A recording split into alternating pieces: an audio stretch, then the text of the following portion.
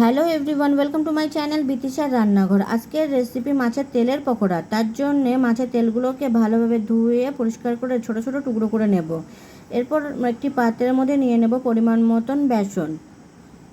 এরপর দিয়ে দেবো পরিমাণ মতো লবণ, দিয়ে দেবো হলুদ, ধনে গুঁড়ো, জিরে গুঁড়ো, দিয়ে দেবো গোলমরিচ গুঁড়ো, পেঁয়াজ কুচি, দিয়ে দেবো কাঁচা লঙ্কা কুচি, দিয়ে দেবো রসুন বাটা আর দিয়ে দেবো আদা বাটা। ভালোভাবে মশলাগুলো মিশিয়ে নেব। এরপর দিয়ে দেবো পরিমাণ মতো জল। জলটা দেওয়ার পরে ভালোভাবে মেখে নেব। ভালোভাবে মাখানো হয়ে গেলে ছোট ছোট টুকরো করে রাখা মাছের তেলগুলো দিয়ে দেব। মাছের তেলগুলো দিয়ে আরও একটু মেখে নেব। এরপর কড়াইতে তেল গরম করে মেখে রাখা মাছের তেলগুলো ছোট ছোট করে দিয়ে দেব।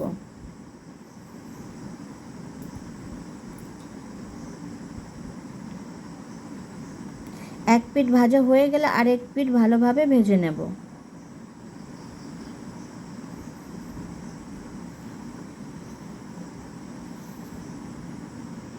দু পিঠ ভালোভাবে ভাজা হয়ে গেলে পকোড়াগুলো নামিয়ে নেব। এরপর বাকি পকোড়াগুলোকে এক এক করে ভেজে নেব।